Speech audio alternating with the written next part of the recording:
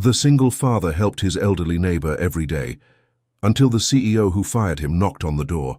David Miller had lost his job less than 2 months ago, but he still crossed the street every morning to knock on his neighbor's door, not because anyone asked him to, not because he expected anything in return, simply because Mrs. Margaret was on the other side of that sidewalk, alone as she had always been, and ignoring that would be like closing his eyes to something he couldn't pretend not to see. It was on an ordinary Thursday afternoon that everything changed. A car that didn't belong to that working-class suburb stopped in front of the houses, and a woman with tightly pulled-back dark hair and a green dress got out, carrying a grocery bag on her arm, a cell phone in her hand, and the expression of someone who rarely set foot on sidewalks like that one. She knocked on the wrong door, and when the door opened, David and that woman looked at each other for a moment that seemed to last much longer than it did, because he recognized her. He recognized that face with a painful clarity. It was Jennifer Sullivan, the executive director who had signed the letter that had wrecked his and his son's routine. David stood in the doorway, unable to say a word. And she didn't speak either. They stood there, facing each other, with the bag of bread and green leaves between them, and 6 years of work undone by a formal paper that hadn't even given a proper explanation. It was Mrs. Margaret's voice, coming from inside the house next door, that broke that impossible silence. "Jennifer? Honey, is that you?" The woman in the green dress turned her face toward the voice, and something in her changed.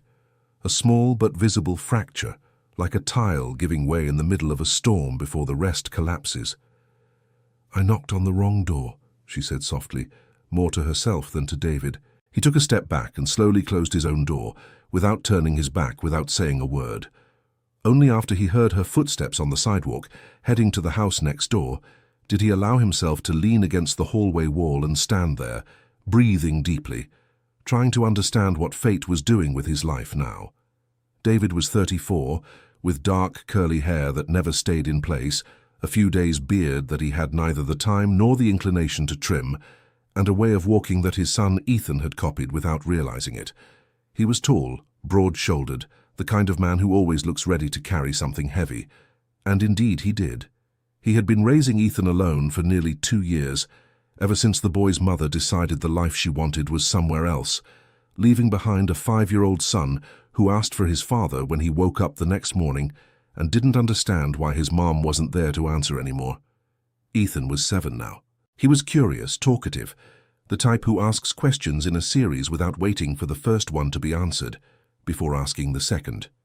He had the same curly hair as his father and a smile with a gap on the left side, where his baby tooth had fallen out 3 weeks ago, with much more drama than necessary. He was the kind of boy who makes friends with everyone at recess and comes home knowing the teacher's dog's name and the color of some classmate's new backpack he had barely seen before.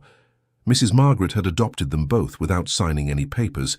She just let it happen. At first, David only helped her with the mail that arrived. Then he started fixing what was broken. Then he began organizing the medicines in the kitchen cabinet in rows so she wouldn't have to guess in the dim morning light.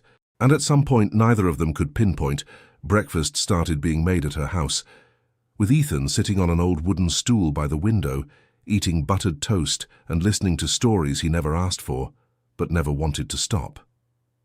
The neighbor was 73 years old, with completely white hair that she always pinned to one side with an old clip that had belonged to her husband, eyes that could no longer see well up close, but still noticed everything that mattered, and a collection of aprons she wore as a life uniform, each one holding the story of a gift or an occasion she remembered with precision. She walked with difficulty because of a knee that had been operated on years ago and had never quite worked the same since. But her mind was sharp, lively, and held details with a precision that put any younger person to shame. She had lived in that house for nearly 40 years. She had arrived with her husband, raised her daughter there, and watched life rearrange itself around her like a tide that comes and goes without asking permission. Her husband had passed away 12 years ago, leaving a silence she had learned to fill as best she could. Her daughter grew up, moved away to build a career, and gradually drifted further and further away, not all at once but little by little, like water evaporating so slowly that no one notices the bowl is drying up. David had noticed the envelopes in the first week he started organizing her mail.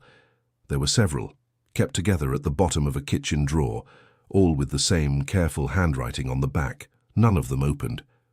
She discreetly pushed them aside when she saw him looking, with a speed that didn't match her otherwise unhurried movements. He didn't say anything. He filed it away. But he didn't forget. The weeks before that encounter at the door had been hard in a quiet way. David would wake up before 6, make breakfast, get Ethan ready for school, cross the street, take care of what needed to be done at Mrs. Margaret's house, pick up Ethan in the afternoon, and spend the evenings sending out resumes that took a while to get a response or never got one at all. The bills kept arriving with that annoying punctuality bills have, and the savings he had taken years to build up were melting away at a speed he preferred not to calculate. There were days he would sit at the kitchen table after Ethan was asleep, staring at the papers with that kind of numbness that comes when the problems are too big to fit into a single worry. It wasn't despair. It was something heavier than despair, because at least despair has movement. It was the weight of someone holding too much and having no one to pass anything to. What made it all harder was that he knew, with the clarity of someone who had done that job for nearly 6 years, that the firing hadn't been fair. It wasn't a matter of opinion or unresolved hurt. It was a matter of fact. The reports that had justified his dismissal didn't match what he had actually done. Projects he had led were listed as unsatisfactory results. Evaluations he had received over time seemed to have been replaced with others. And when he tried to understand what had happened, he hit a wall of silence that didn't allow for any questions. He had requested a review meeting. He had sent a formal email. He had waited. Nothing. The letter had been formal, cold, with language that promised to follow legal procedures and left no room for appeal. Signed by Jennifer Sullivan, Executive Director. David had read that name several times, as if repeating it might make something make more sense. 3 weeks after the firing, he received a message from Kevin, a former co-worker still at the company. Kevin was the quiet, discreet type, which made what he had to say even heavier. He said he had noticed inconsistencies in the files used for David's performance review, data he himself had helped generate, now appearing distorted in the final reports. He said there were other clues, and that the person with both access and motive was Rachel Sterling, the executive director's direct assistant. David read that 3 times before closing his phone. Rachel had joined the company 2 years before him and had built a position of influence that went far beyond her formal title. She was intelligent, strategic, and above all extremely careful not to leave visible traces of anything she did. David had crossed paths with her a few times in meetings where they represented different departments, and he always had the nagging sense that she was analyzing him more closely than the situation warranted. But he had dismissed it as paranoia from spending too much time in a competitive environment. Now, faced with Ethan's information, everything carried a different weight. The feeling had been real. The look had been real. And what had happened to him had been planned by someone who saw him as a threat before he even knew he was being watched. Dear listener, if you're enjoying the story, feel free to hit like and especially subscribe to the channel. It really helps us beginners. Now back to it. The problem was what to do with it. Confronting the company directly without solid evidence would lead nowhere. Exposing Ethan before he could protect himself would betray the only person who had had the courage to speak up. And reaching out to Jennifer Sullivan directly seemed impossible, not because he didn't know how to find her, but because he couldn't see how to do it without looking like a bitter ex-employee seeking personal redemption. He kept it all inside, with the silent burden of someone who has no one to share such a heavy load. He had thought about telling Mrs. Margaret, but that seemed too heavy to place on the shoulders of a 73-year-old woman who already struggled with her own troubles. He had thought about calling his brother, who lived in another city, but his brother had his own problems and always turned others' issues into unhelpful advice. So he kept it to himself. He carried it alone, as he had carried most of the important things in life. And then Jennifer Sullivan knocked on the wrong door one Thursday afternoon, and the universe brought them face to face without asking permission. That night, after Ethan had fallen asleep, David sat at the kitchen table with a glass of water in front of him that he never drank. He kept thinking about her face when she recognized where she was, the fracture he had seen in those dark, controlled eyes. She had taken a step back. Not him.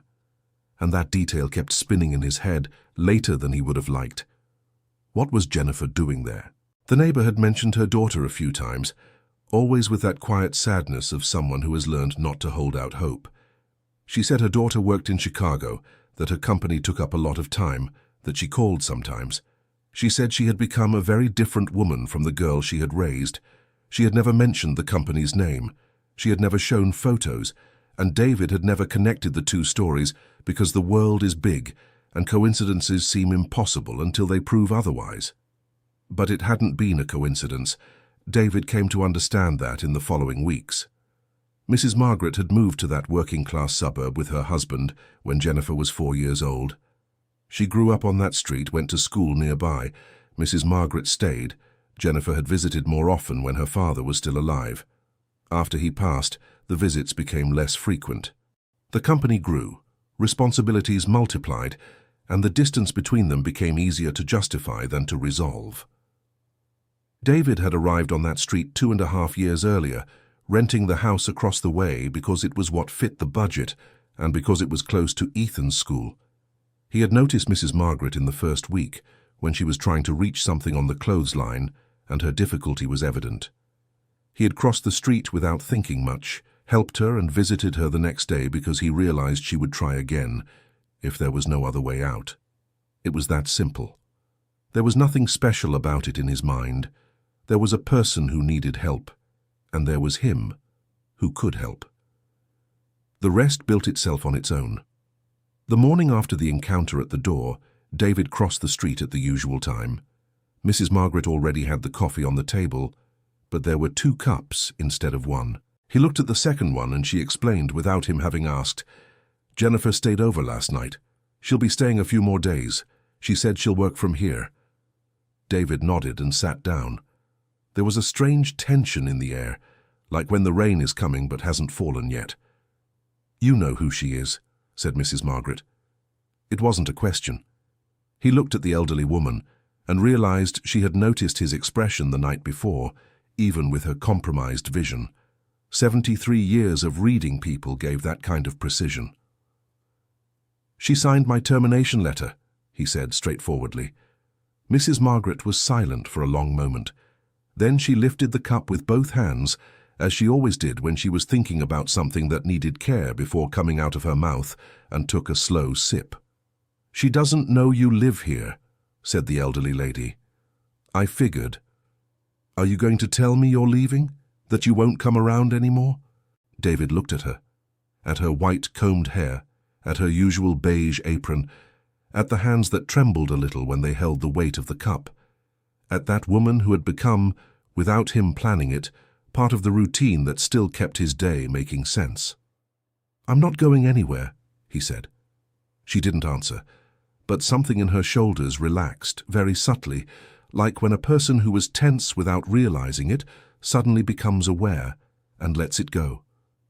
Jennifer came down the stairs of her mother's house that morning with her hair still damp, yesterday's dress swapped for a simple blouse and pants, her cell phone in her hand with the screen lit up, full of messages that needed replies. She stopped in the hallway when she saw David sitting at the kitchen table, as if it were the most natural place in the world for him to be. "Good morning," she said, her voice still heavy with sleep and something that seemed like genuine discomfort. "Good morning," he replied without getting up. Mrs. Margaret served a third cup without ceremony and pointed to the chair next to her with a simple nod. Jennifer sat down, and the 3 of them drank coffee together in a silence that wasn't exactly comfortable, but also wasn't hostile. It was the silence of people who don't yet know what they are to each other, but who are still there. Ethan appeared, coming down from the upstairs of the house across the street, which David had cleaned up before he came. He ran across the street as he always did, walked through the door that Mrs. Margaret left open in the morning, tossed his backpack in the corner with the familiar noise, hugged the elderly lady around the waist and said, "Good morning, Grandma," with the absolute naturalness of someone who never needed permission to belong somewhere. Jennifer watched that scene with still eyes. There was something in that expression that David couldn't classify. It was a mix, several things at once piled on top of each other without order, without any of them having enough space to appear on its own. "Who's the lady?" asked Ethan, looking at Jennifer without any shyness. "She's my daughter," said Mrs. Margaret. Ethan processed that for 2 seconds. "The daughter who never came to visit?" Mrs. Margaret coughed. David looked at his cup. Jennifer got very quiet. "Ethan," David said in a gentle but firm tone, "but you said it yourself, Grandma. You said she was always busy." "Yeah, that's what I said," Mrs. Margaret confirmed, with a calm that had a hint of something not so calm underneath. Jennifer set her cup down on the table with excessive care, the kind of care people have when they're using physical movements to organize what's going on inside. "You're right," she said to Ethan, in a lower voice than before. "I was always busy." Ethan stared at her for another second, then picked up the bread from the table and started eating as if the matter was settled. For him, it was. David left early that day. He had a job interview in the morning at a small company that offered a lower salary than what he'd earned before, but could serve as a starting point. He straightened his shirt carefully, dropped Ethan off at school on the way, and headed to the other side of town with a mix of hope and the weariness of someone who had been hopeful many times in the past few weeks. The interview went well until the moment the interviewer checked the references. He paused, looked at David with an expression he recognized, and said he'd need to confirm some information before giving an answer. It was the kind of sentence that, in that context, meant more than it seemed. David went home with the uncomfortable certainty that the distorted evaluation had reached there too, that the shadow of what had been done to him inside the previous company was projecting beyond the walls of that place. Rachel had been careful, very careful, and the damage was broader than he had calculated. He stood outside his own door for a moment before going in. His son would be back from school in 2 hours. There was dinner to make. There were bills to review. There was an entire world that kept demanding things from him, regardless of what he was feeling inside. He went in, dropped his bag on the kitchen chair and stared at the pile of mail on the table, with an expression he couldn't even describe himself. There was an envelope from the bank that he knew what it contained and didn't want to open. There was a water bill. There was a folded supermarket flyer that had arrived by mistake. Nothing that helped. His cell phone buzzed. It was Kevin. The message was short. It just said, "Found more." David went to Kevin's house that afternoon, leaving Ethan in Mrs. Margaret's care, who had insisted the boy stay when David said he needed to handle something. She didn't ask what. She never asked. It was one of the things he respected most about her. Kevin lived in a small apartment on the 3rd floor of a building without an elevator in a neighboring working-class suburb.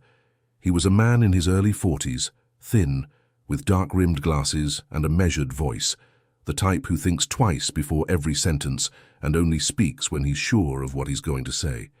He had worked with David for 4 years and had never been the kind to form bonds beyond the professional. The fact that he was doing this now said a lot about the weight of what he had discovered.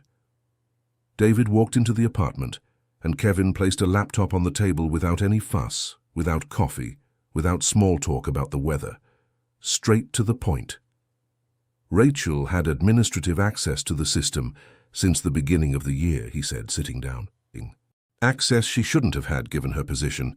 There's a series of entries in the file modification history that happened outside business hours, most between midnight and 2 in the morning, all from the same profile with authentication approved by her. David looked at the screen. They were lines of technical logs he didn't fully master, but enough to understand what Kevin was showing. Did she cover her tracks? She tried. But whoever reviewed the system that week was looking at another problem and didn't pay attention to those entries. I was organizing a different report when I ended up stumbling into it. Marco paused. David, she did this to you because you were the closest to being promoted to the position she wanted to secure. There was a restructuring being planned, and your name was circulating internally as the strongest candidate. She couldn't take the risk. David was silent for a moment. The information settled inside him with the specific weight of things you didn't want to be true, but made too much sense not to be. Does Jennifer Sullivan know about this? Marco shook his head. The impression I get is that she signed off on your termination based on the reports that came to her. Rachel personally handles what goes into the director's briefings. She filters it, organizes it.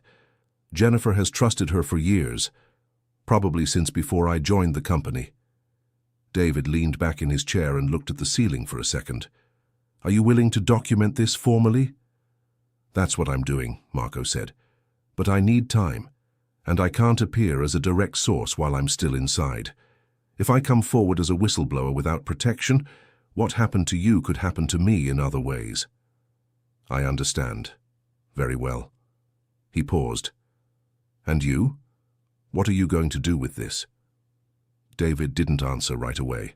He kept looking at the screen for another moment, the log lines blinking in front of his eyes like something that needed decoding, but didn't yet have the right key. Then he stood up. I don't know yet, he said, honestly. He came home in the late afternoon with the sun hitting the houses on the street sideways, and Ethan already sitting on the doorstep of Mrs. Margaret's house, drawing in a notebook of lined paper with his tongue slightly sticking out, as he did when he was concentrating. The boy looked up when he saw his father arrive and raised the notebook to show what he had drawn, a house with 3 people in front. He identified each one spontaneously, pointing with the pencil. This is me, this is you, and this is Grandma Margaret. David looked at the drawing for a moment longer than necessary. It's great, he said. The lady in the green dress isn't here anymore, Ethan informed him. She left earlier, but Grandma said she'll come back tomorrow. Grandma said that? She did. She also said you'd like to know. David looked through the window to where Mrs. Margaret was in the armchair with a book in her lap, pretending not to pay attention to the conversation outside. The old woman didn't lift her eyes from the book, but there was something at the corner of her mouth that was unmistakably a smile. That night, after Ethan fell asleep, David sat on the edge of his son's bed for longer than usual. He watched the boy sleep with that calm, carefree breathing that only children have, and thought about what to do. Not because of the anger he had felt when he received the letter, not because of the injustice itself, though it was there, present and solid, but because he knew that keeping it to himself while the person responsible remained in her position put others at risk. There were other Davids. There were other people whose files could be being manipulated at that very moment without them knowing. People with children, people with bills to pay, people who woke up before sunrise and did the job right, and who would have no idea why they were being punished for it. That was what really weighed on him. Not his own situation, but what it represented beyond him. There was also something else David hadn't told anyone. That same week, he had been approached by a local businessman named Greg Harrison, the owner of a mid-sized company that competed directly with Jennifer's business. Greg had found out about the firing through the channels that people like that have, and had reached out with a generous job offer. So generous that David spent a few minutes rereading the message to make sure he had understood it correctly. But there was a condition. It wasn't written anywhere, but it was in the subtext with a clarity that left no doubt. Greg wanted to know what David knew about the internal processes of his previous company. He wanted information. He didn't do it directly, of course. He did it with compliments, with questions that seemed innocent, with lunch invitations where there was more interest than the meal justified. David had declined the lunch. He had said he needed to think. But he knew he wasn't going to accept it, no matter how much he needed the money. There was a difference between seeking justice for what was done to him and being someone's tool for a game that wasn't his. What to do with that information about Greg, however, was another question that kept churning in his head as the boy slept. Mrs. Margaret noticed he was different on Monday morning. She didn't say anything while he had his coffee, but when he got up to leave, she placed her hand on his forearm with a surprising firmness for someone whose hand trembled when holding a cup. "What's weighing on you?" she asked simply. David looked at her. There was something in those eyes that made it hard to keep things hidden. It was the kind of look that doesn't judge before listening, and that listens for real, not just waiting for its turn to speak. He told her. Not everything, but enough. He talked about the information he had received from Kevin without mentioning names. He talked about the businessman who had reached out with the offer and what was implied in it. He talked about the weight of carrying that without knowing what to do. Mrs. Margaret listened to him to the end without interrupting. Then she was silent for a moment, looking out at the garden through the kitchen window, where there was a mint plant and a pot of begonias that she could no longer take care of by herself, but that David watered when he remembered. "You're going to do the wrong thing," she said finally, "if you do it for any reason other than the right one." "I know," he said. "The right reason," she continued, "isn't revenge. It isn't getting your job back. It isn't using this as currency for anything. I know. The right reason is that there are others who could be affected by this, and that the person who should know still doesn't." David was silent. "But doing this with your daughter, in this situation, it seems complicated," she finished. "Yes. Everything worthwhile is," said Mrs. Margaret, as if commenting on the weather outside. David stayed in her kitchen for another 10 minutes without saying anything. She didn't speak either. Sometimes the silence of two people who trust each other is the only place where a difficult decision can settle. He left with something resolved inside him, even though he still didn't know exactly how he was going to carry it out. 3 more days passed. Jennifer kept coming and going between her mother's house and her outside commitments, but she returned with a regularity that had stopped being casual and had become something bordering on habit. David watched this without comment. Ethan had adopted the habit of saving a cookie for her when she arrived, placing it on the edge of the table with the seriousness of someone doing something important that couldn't be forgotten. On a Wednesday afternoon, David went to the office of a professional he had known for a long time, a man named Mr. Arthur, who had worked with contract review and documentation for decades, and who, in retirement, still saw people from the working-class suburb for informal guidance. He was the kind of man who knows everything about paperwork, and yet explains it all in language that anyone can understand. David took the records Ethan had gathered, printed and organized in a simple folder, and asked for an opinion on what he was looking at. Mr. Arthur spent an hour reading everything with his reading glasses, making notes on a piece of notebook paper with a blue pen that he clicked open and closed while reading like a tick of concentration. In the end, he took off his glasses, rubbed his eyes and said, "This is a serious problem for whoever did it, but it depends a lot on how it's presented and to whom." "And what if it were presented directly to the person in charge of the company? No intermediaries, no lawyers, just the documentation." Mr. Arthur looked at him over his glasses with an expression that mixed admiration and skepticism in equal proportions. "That would be either very brave or very naive, depending on who that person in charge is." "I don't know which one yet," said David. "In that case, prepare yourself for either result, and always keep a backup copy." David went back home with the folder under his arm and a clarity that had been missing in the past few weeks. He had made a decision. He didn't know yet if it was the smartest one, but he knew it was the most honest one.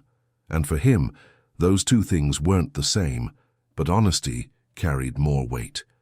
That night he wrote not a formal letter, not a technical document with language that needed a translator, a simple letter, with the words he would have said if the two of them were sitting at the same table with nothing else at stake. He described what he had discovered, without accusations beyond what was necessary. He included the records documented by Ethan in an attached copy. He informed about Greg Harrison's proposal and what was implicit in it, and that he had declined. And he said at the end that he wasn't doing this to ask for his job back because he didn't want a job where his presence depended on a favor or a moral debt. He was doing it because there were other people who could be harmed the same way he was, and because the person who had the power to do something about it was her. He put everything in an envelope. He wrote Jennifer Sullivan's name on the outside. And he stared at that envelope on the kitchen table for a long time, his hands resting on either side of it, like someone about to make a bet that can't be undone. The next morning, David crossed the street at 6:30, as always. He left the envelope on the little table in Mrs. Margaret's hallway, in a place where Jennifer would see it when she came downstairs. He didn't say anything to the old lady about its contents. She saw the envelope, saw the name written on it, and asked no questions. She just looked at him for a second with those eyes that noticed everything, and then went to the kitchen to finish making the coffee. David went to the backyard to check on the mint he had asked Ethan not to pull out anymore. He stayed in the backyard for nearly 20 minutes. When he came back to the kitchen, the envelope had been opened. Jennifer was no longer in the house. Mrs. Margaret was in the armchair in the living room with the large print book open on her lap, but she wasn't reading. She was staring at the wall with an expression he couldn't interpret. "Did she read it?" he asked. "She did," said Mrs. Margaret. "And?" "She left without saying anything, but she took the folder that was inside." David nodded. He poured the old lady's coffee and brought it to her. He sat down beside her. The two of them stayed silent for a long time. "You did the right thing," she said after a while he hadn't measured. "I still don't know what's going to happen." "It doesn't matter," she said. "The right thing doesn't depend on the outcome to be right." David looked at her with something that was gratitude, but also more than that. It was the kind of thing that doesn't have a precise name but that you recognize when it happens. "How do you know all these things?" he asked. Mrs. Margaret thought for a second, as if the question deserved a real answer. "I've lived a lot," she said, "and I did pay attention." The hours that followed were the longest David could remember living through in recent months. He picked Ethan up from school, made lunch, helped with the math homework Ethan thought was unnecessary and useless, wiped the living room floor, and time crawled along with the specific slowness of moments when you're waiting for something you don't know will ever come. Jennifer didn't show up for lunch. She didn't show up in the late afternoon. Mrs. Margaret didn't comment. Ethan asked where Jen was, and David said she was working, which was probably true. At night, after Ethan fell asleep, David sat on the front porch. The street was quiet. The windows at Mrs. Margaret's house were lit up. There was a silhouette moving inside that he knew was Jennifer. He didn't go see what was happening. It wasn't his business. He had done what he needed to do, and the rest was in other people's hands now. But he couldn't sleep anyway. Around 10 at night, he heard Mrs. Margaret's door open and close. Footsteps on the sidewalk. Then a soft knock on his own door, the kind someone gives when they're not sure they'll be let in. David opened it. Jennifer was standing outside. Her eyes were red in a way that didn't look like recent crying, but the kind that happens after an entire afternoon of heavy things that don't come out through the eyes. She was clutching her phone with unnecessary force, as if she needed something solid to hold on to, while everything else felt loose. "She admitted everything," Jennifer said without preamble. David waited, saying nothing. "I confronted Rachel by message this afternoon, straightforwardly with the documents you sent me. She admitted it, said she did it because she thought you were a threat to the restructuring project she was running behind the scenes, said she acted to protect the company's results." Jennifer paused. She took a breath. There was something in that breath that was controlled, but only barely. "I was the one who put her in that position of trust. I was the one who gave her access she shouldn't have had.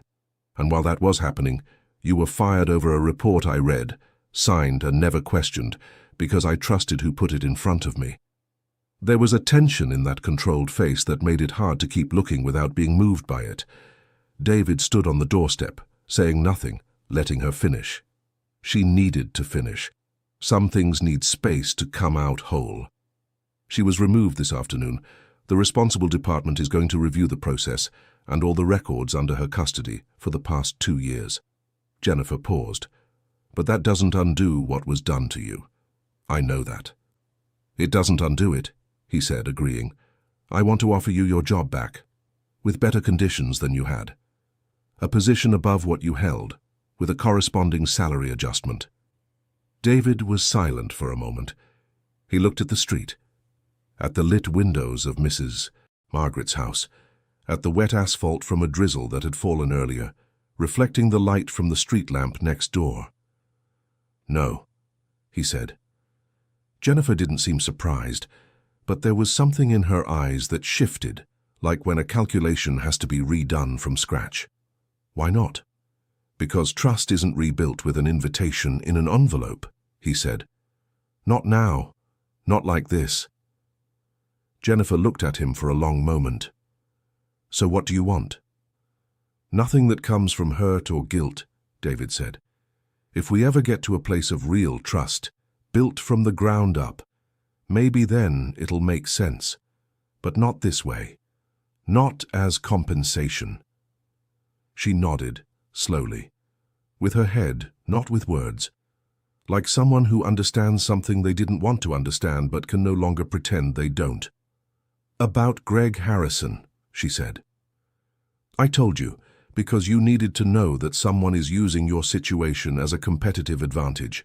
Not because I want anything in return for it." Jennifer was quiet for a few seconds. "You're a very specific kind of person," she finally said. "What kind?" "The kind who doesn't use the things he could use." "It's more exhausting than it looks," he said, with an honesty she hadn't expected, and which drew a short, involuntary laugh from her, lasting less than 2 seconds, but completely changing the temperature of that conversation. Jennifer left shortly after. David stayed on the porch for a while longer before going inside. The weight he had carried over the past few weeks hadn't vanished completely, but it had changed. Lighter wasn't the right word. It was more like something that had shifted shape without ceasing to exist. That weekend, as Jennifer organized the room that had been hers as a teenager, she found the drawer with the sealed envelopes. They all had her handwriting on the back. All the letters she had sent over the months trying to justify her absences, all saved unopened. Her mother had never read any of them, not out of resentment, but because without anyone to read them aloud, she had simply stored them unopened. There was one that had been sent on her mother's birthday. There was another that had arrived the week her mother first fell ill with high blood pressure, an episode Jennifer only learned about by phone days later and had promised to visit in person but never did. She sat on the bedroom floor and stayed there for a time she couldn't measure. She held the envelopes one by one, each with her own handwriting, each with a date stamp that counted how much time had passed between one absence and another. She didn't cry. She was the kind of person who doesn't cry easily and sometimes pays a high price for it, because the feelings that don't come out through the eyes find other ways to surface. When she came downstairs, Mrs. Margaret was in the kitchen trying to open a jar of jam with hands that no longer had much strength.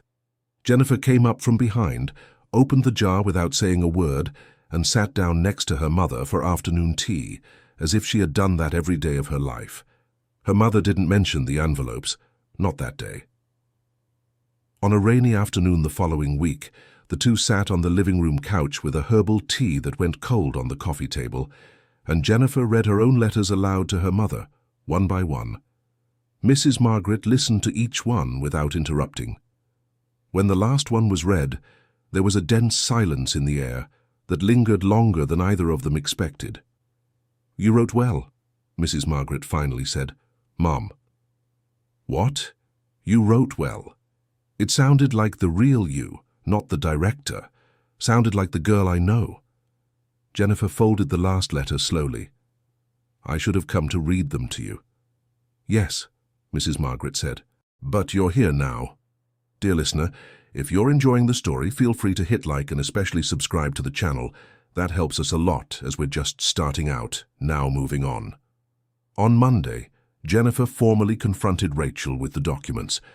Rachel admitted it with the coldness of someone who believes the ends justify the means and never thought she'd get caught. She was removed immediately.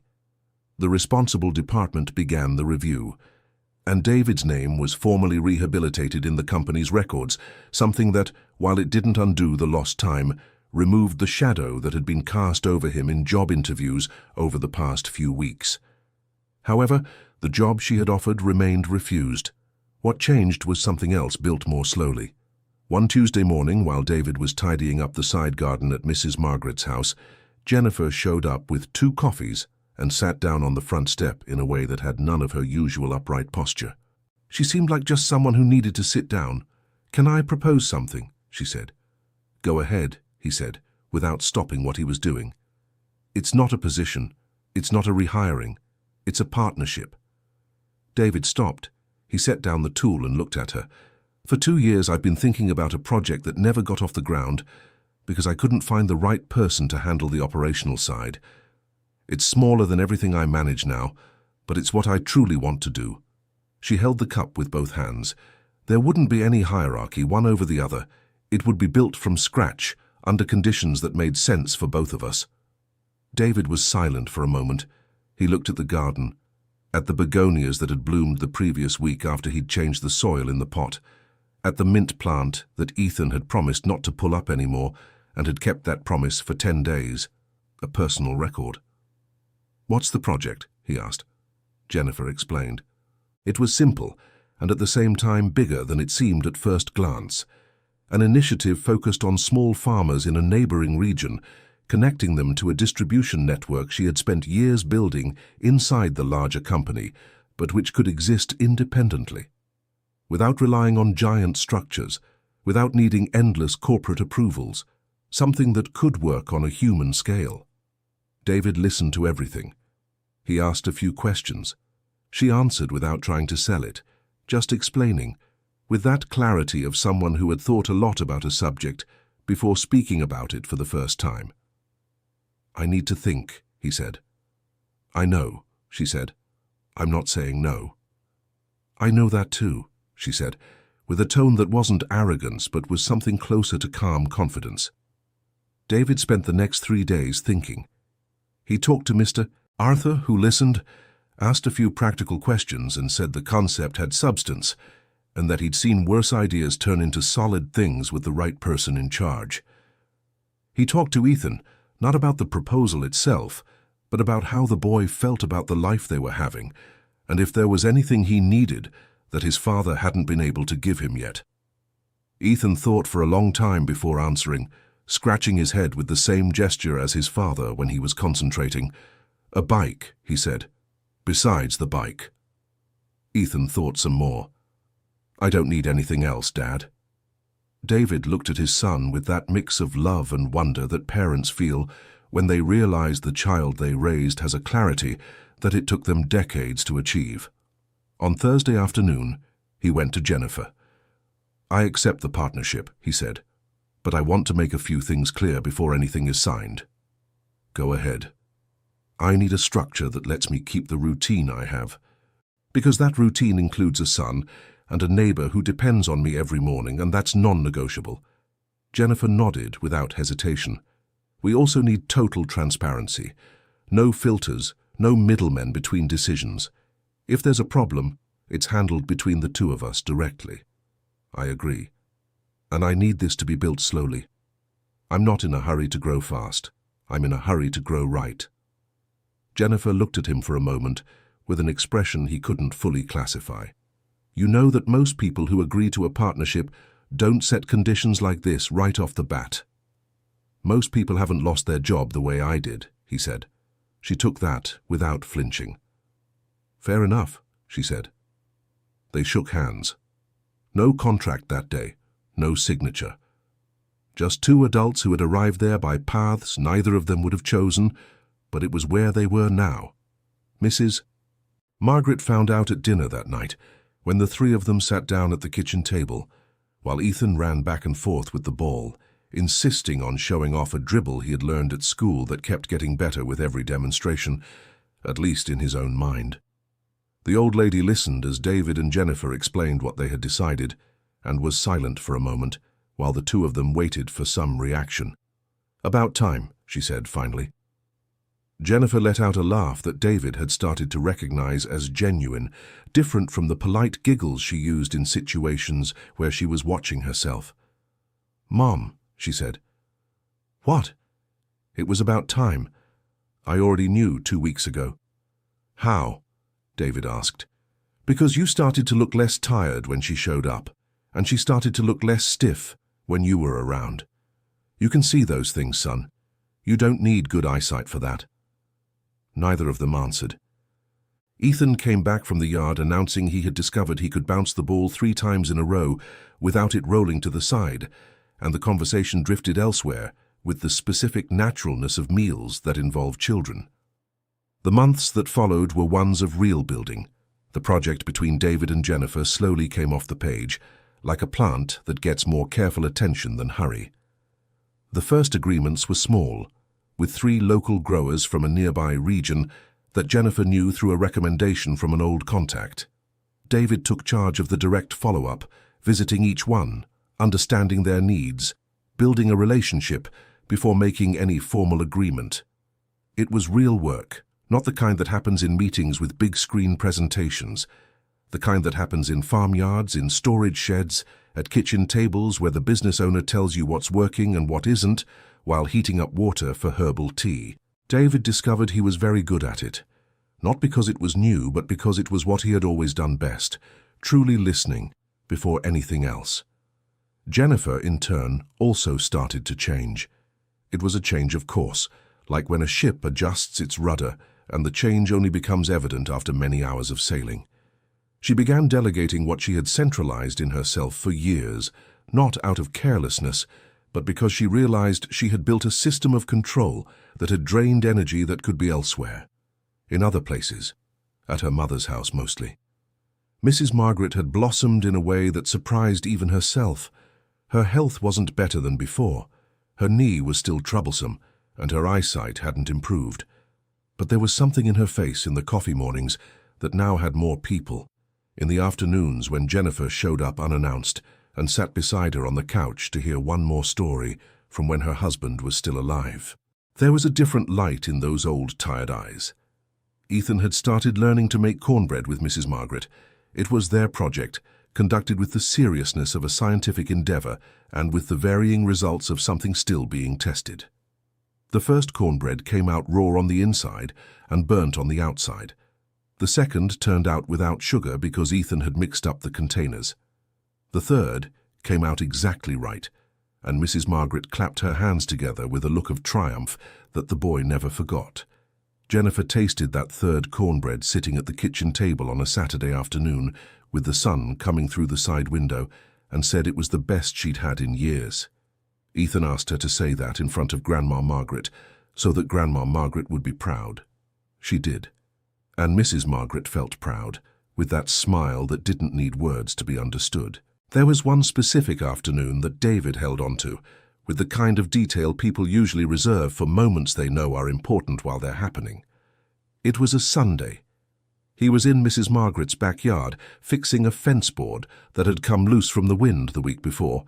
Ethan was inside doing his late homework under the cheerful supervision of Grandma Margaret, and Jennifer had arrived half an hour earlier with fresh bread and some cheese she'd bought at a market on the way.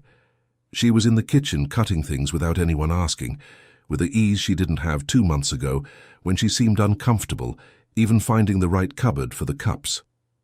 David paused for a moment with the hammer in his hand, looking at the kitchen window from which voices came, Ethan explaining something in more detail than necessary, Mrs. Margaret agreeing with that rhythm of someone who's truly paying attention, and Jennifer asking a question that pulled a laugh from the boy that echoed through the yard.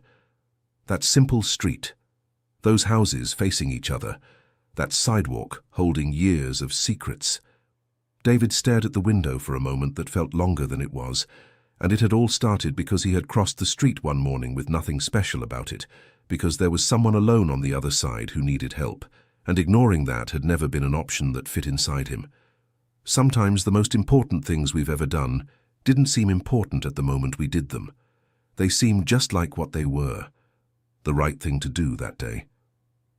By the end of the year, the project had grown enough to have a small office, in a rented room in the center of the working-class suburb. It wasn't big. It had 2 desks, a filing cabinet, a coffee maker that David had brought from home because the one they'd bought broke in the second week, and neither of them had had time to buy another. There was a photo on the wall, put up by Ethan one Saturday morning when he came to help his father organize the space. It was a drawing he'd made when he was 7, with 3 people in front of a house, David, Ethan, and Mrs. Margaret. The boy had signed it in the bottom corner with handwriting still uneven from someone learning to leave his own name somewhere. Jennifer saw the drawing on Monday when she arrived for the first formal meeting of the month. She looked at it for a while, cup in hand, and then turned to David. "Can I get a copy of that?" "You'd have to ask the artist," he said. She asked Ethan the next morning, with all the seriousness the request deserved.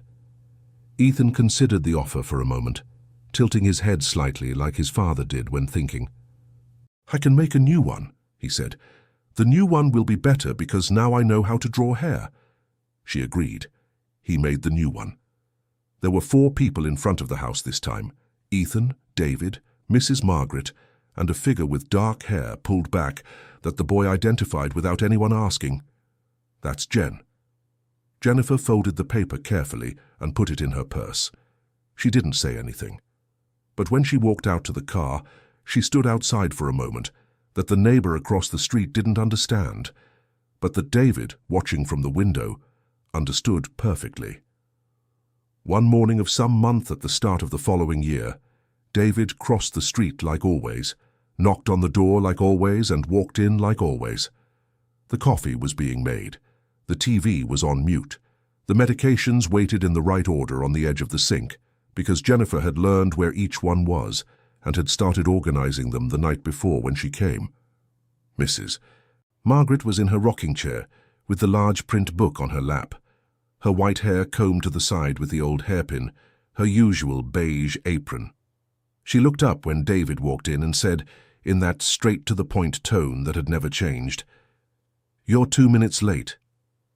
Ethan's sneaker disappeared from under the bed. "Did you find it?" "Found it. It was under the bed in the other room, with no plausible explanation." Mrs. Margaret shook her head with a smile she didn't bother to hide. 7 years old. Feels like 7 years all the time." "That's because he is 7. "It'll pass," she said. "Too fast." David poured the coffee and sat next to her. For a few minutes, they stayed like that. The sun coming in through the window, the smell of coffee, the distant noise of Ethan getting ready for school across the street, the boy's voice calling his father about something he'd forgotten to set out. "You okay?" he asked. "I am," she said. And there was in the way she said it a solidity he hadn't heard in the early days when he'd first met her. A difference that wasn't about health or age. It was from the inside. It was from someone who had found company again. "Jennifer's coming this weekend," said Mrs. Margaret. "I know, she told me yesterday." "Is she bringing the cheese from the market again?" "I think so." "Good. The one from last Saturday didn't last long. Ethan ate half of it by himself without telling anyone." David drank his coffee and looked out the window at the empty street that morning, at the dew-wet sidewalk, at Mrs. Margaret's car, which hadn't run in years and sat there like a piece of old, beloved furniture, covered in dirt but still standing. There was in that moment a peace he didn't know how to call happiness or success. It was simpler than those names. It was the feeling that the things that mattered were in the right place, not the perfect place, the real place, the place that was possible and earned, and that was enough. It was more than enough. There was a part of the story that David had never told anyone, not even Mrs. Margaret, who was the closest person to hearing his silences. It was about the night he had been alone with Ethan for the first time, not because of the boy's mother's absence, though that had its own weight. It was about the night after the layoff, when Ethan had fallen asleep early, exhausted from a week of school, and David had sat in the kitchen with the letter in his hand, rereading those formal lines that treated 6 years of work like a solved equation. That night he had cried, not in a dramatic way, not with sobs or noise, silently, with his forehead resting on his hands spread flat on the table while the rest of the house slept. It was a cry of exhaustion, not despair, the kind that comes when someone has held on for too long, and then the body decides it's time to collect what has been stored away. There was one thing he had promised himself that night, that he wouldn't let that harden into anger, that what had happened was unfair, and he had the right to feel that, but that the anger that hardens turns into armor that lets nothing else in, neither what was bad nor what could be good. He had seen that happen to people he knew. He had seen what that hardening does over the years, and that's why he had crossed the street the next morning, and the morning after that, and every morning that came after. Not because it was easy, because it was necessary, because taking care of someone when you yourself need care is one of the few things that make you keep being who you are. Mrs. Margaret knew that, even without him having said it. People who have lived a long time can recognize when someone is keeping themselves standing through the routine of taking care of another. It's a mechanism as old as humanity, and she had used the same mechanism after her husband passed away. She had kept making bread every morning. She had kept watering the begonias. She had kept leaving the TV on mute while she read, just as she did when he was alive and needed silence to think. That was what kept them going. The routine, the coffee, the front door open early in the morning, the wooden stool by the window where Ethan sat and ate his buttered toast while listening to stories that had no clear beginning or end. One morning, about 3 weeks after the meeting at the door, Mrs. Margaret woke up earlier than usual with a pain in her chest that she decided not to mention to anyone. She lay in bed for a while trying to figure out if it was something serious or if it was just her heart protesting against the early morning cold. When David arrived at 6:30, she was in the kitchen as always, but there was a paleness in her face that he noticed immediately. "Mrs. Margaret, I'm fine." "You're not fine. You're whiter than that wall. It's the sunscreen that ran out. We need to buy more." "Mrs. Margaret." She sighed with the air of someone who knows she's not going to get out of it. "I had a little pain earlier. It's gone now." David didn't call his son. He didn't go for the phone to call anyone. He simply sat down beside her, placed his hand on her wrist with a gentleness she didn't expect, and stayed like that for a moment, feeling her pulse. He wasn't a doctor, but he had learned a few things in the months he took care of his grandmother, before Grandma passed away, when he was younger and the world was still the size of a small working-class suburb. "It's irregular," he said. "I know. Sometimes it gets like that." "This isn't sometimes, is it?" She was silent. "We're going to the doctor today," he said. "I can't today. Ethan needs to be picked up from school. You have that meeting with Mr. Arthur about the documents, and "Mrs. Margaret, we're going to the doctor today." She looked at him for a moment with that expression of someone about to argue who realizes halfway through that the argument isn't going to work. "You have a very annoying way of being stubborn," she said. "I learned from the best." She made a sound that was half laugh and half resignation, and slowly got up. David called Ethan's school, explaining he would pick him up later, arranged it with the secretary, and went with Mrs. Margaret to the nearest community clinic. He sat on the hard chairs in the waiting room, held her purse while she went in, and stayed there with the silent patience of someone experienced in waiting. The doctor was a young man with glasses who spoke fast and had the slightly hurried manner of someone always between one appointment and the next. He examined Mrs. Margaret carefully, read the latest tests she had brought in a crumpled plastic folder she carried in her purse, and said her blood pressure was high, due to prolonged emotional stress. He said her heart was fine, but needed less worry. "Do you have family nearby?" the doctor asked. Mrs. Margaret hesitated for a second. Then she pointed to David, who was sitting outside the room, waiting with her purse on his lap. "This one here," she said. The doctor looked at the young man with curly hair and turned back to her. "Is he your son?" "He's my neighbor," she said, with a simplicity that held more than the words seemed to convey. The doctor prescribed an adjustment to her medication, asked for a follow-up in 2 weeks, and said that emotional rest was as important as the medicine. Mrs. Margaret listened to it all with the expression of someone who already knows she won't get emotional rest, but will try anyway. On the way back, she talked more. She revealed the name of the company where her daughter worked, not as a piece of strategic information, but as part of the conversation about what had been weighing on her.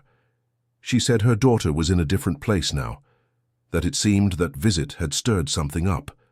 And when the company name left her lips, David felt the words hit his chest like something solid that he'd been waiting to hear, but that still impacted when it came. He said nothing. He walked her to the door, watched her get in, and crossed the street back home with that new weight settled in the middle of his sternum, adding to what was already there. There was a minor episode that happened on a Wednesday afternoon and would have seemed insignificant to anyone who wasn't paying attention, but David didn't forget. Jennifer had arrived early that day, before her usual time, and had come through Mrs. Margaret's door while the old lady was taking her afternoon nap. She stood in the hallway for a moment, looking into the room where her mother slept in the armchair with a book on her lap, and the apron slightly twisted to one side, and she didn't wake her. She just watched. David had arrived with Ethan a few minutes later and found Jennifer still in the hallway, standing still, purse still on her shoulder and phone put away for the first time since he'd known that woman. She hadn't noticed they'd arrived. She was completely absorbed in watching her mother sleep. Ethan went straight to the backyard without noticing anything. David stood in the hallway for a second, watching her watch her mother. She noticed his presence and turned. There was something on her face he'd never seen before. It wasn't exactly sadness nor guilt, though there were traces of both. It was more like that specific feeling that comes when you realize you almost lost something and that you still have time not to lose it. "Does she sleep like this every day?" Jennifer asked in a low voice so as not to wake her mother. "Every day," he said, just as low. "At 2:30, always with the book on her lap. She was always like this. When I was little, she'd nap on the couch after lunch and I'd play beside her." She paused.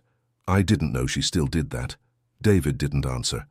Sometimes there's nothing to say that doesn't diminish what's being felt. It was on a Saturday afternoon that everything regarding Jennifer and Mrs. Margaret finally shifted. Not dramatically, simply, which is how the truest things happen. Mrs. Margaret had asked Jennifer to read a document that had come in the mail, something about the health insurance she hadn't been able to understand. Jennifer read it, explained it, helped write down what needed to be answered. She sat there at the kitchen table for almost an hour, reading and explaining, with a patience that David noticed because it was different from the hurried efficiency she usually brought to things. When they finished, Mrs. Margaret was silent for a moment, looking at her daughter's hands still resting on the paper. "You have your father's hands," she said suddenly. Jennifer looked at her own hands. "Really?" she said. "You always have. I never told you that before." "No." "I should have." Mrs. Margaret kept looking at her daughter's hands for another moment. "He would have been proud of you, not of the position, of you." Jennifer froze completely. "There was a difference he always made a point to make clear," Mrs. Margaret continued, "between what a person does and who a person is. He used to say a lot of people confuse the two and get lost when what they do changes or ends. He was wise. He was." The old lady paused. "Longing has a weight that doesn't lessen. It just moves place over time." Jennifer rested her hands on the table. "Did you miss him a lot when I wasn't here?" "I missed a lot of things when you weren't here," Mrs. Margaret said simply, "but I don't carry that with bitterness. I carry it with longing. It's different." Jennifer looked at her mother for a moment with an expression that was, finally, completely defenseless. "Tell me what he was like," she said. "The way you remember him, not what I already know. Things only you know." And Mrs. Margaret told, spent 2 hours there telling it. David heard part of it from the adjacent room, where he was helping Ethan with a puzzle, and had the good sense not to enter the kitchen or make any noise that would break what was happening in there. There are things you don't interrupt, and knowing when to stay quiet is just as important as knowing when to speak. The small office in the heart of the working-class suburb grew at the pace they had agreed on. Nothing too fast, nothing that promised more than it could deliver. The initial 3 producers turned into 6 by the end of the first semester, then 8. Each with their own story, their own struggles, their own quirks that David learned to respect. There was a producer named Mrs. Beatrice, a woman in her 60s, who had inherited her farm from her father and was suspicious of anyone who came with a proposal, which David considered completely reasonable. It took 4 visits before she trusted enough to have a real conversation. On the 5th visit, she offered coffee with cornbread, fresh out of the oven, and David knew he was in. There was a young man named Otis who grew organic vegetables on a small but well-maintained plot, and had the nervous manner of someone who had never done formal business before. David spent 2 hours with him explaining how the process worked, step by step, without jargon, without rushing. In the end, Otis said he understood everything but wanted David to explain it again, from the beginning. David explained again, from the beginning, without showing any impatience because there was no impatience at all. Jennifer watched these relationships with a kind of admiration she didn't verbalize, but that was visible. She had tried that approach for years within big structures and had learned that scale and humanity rarely go hand in hand. Seeing them go hand in hand there in that small office with the borrowed coffee maker was something she made sure not to waste. Ethan got the bicycle for his 8th birthday. It wasn't new, it was second-hand that David had bought and fixed up with help from a neighbor who knew mechanics. He painted it blue, the boy's favorite color ever since he had seen a blue fish in an aquarium at a house they had visited once. Ethan didn't know about the bicycle until the day of his birthday, when he came down the stairs in the morning and found it in the hallway with a red bow that was crooked but still there. The boy stood there looking at it for a moment, as if he needed to process the image before reacting. Then he reacted. The reaction included shouts, hugs, more shouts, and a ride around the entire street on the bicycle, with David running alongside holding the handlebars before letting go, with his heart in his throat, which was typical in that situation, but which he didn't show. Mrs. Margaret watched from the window. Jennifer had come specially for the birthday, with a cake she had bought from a bakery the boy had mentioned once, months before, in a conversation she had held onto without anyone asking her to. Ethan ate 2 slices of the cake and spent the rest of the afternoon teaching Jennifer how to ride a bicycle in the backyard, with a pedagogical patience that was the kind of humor only a child can have naturally. "You have to pedal harder on the curve," he explained, with all the authority of someone who had learned that 3 hours earlier. "I know how to pedal," she said, laughing, "but you're still doing it wrong anyway." Mrs. Margaret watched that scene from the rocking chair with her eyes shining in a way she probably didn't notice. There was, in that expression, the kind of contentment that comes from seeing things that took a long time to arrange finally fall into the right place. David stood by her for a moment, both of them looking out at the backyard. "Are you okay?" he asked. "I'm doing really well," she said, and this time there was something in her voice that wasn't just the usual reply. It was true in a different way, the kind of truth that comes from within. That was it. That was exactly what lay on the other side of the street when you decide to cross it. The end. Now tell us what you thought of this story and where you're watching us from. Leave in the comments how you felt seeing David and Jennifer make it this far. Don't forget to hit like, and most importantly, subscribe to the channel so you don't miss other stories like this one.